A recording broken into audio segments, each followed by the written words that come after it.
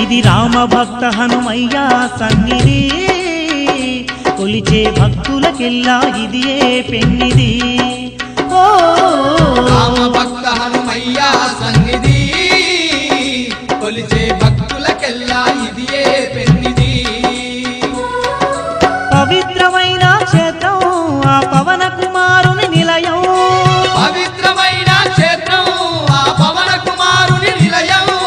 అవనిలో పుణ్యధామం శ్రీ ఆంజనేయుని ఆలయం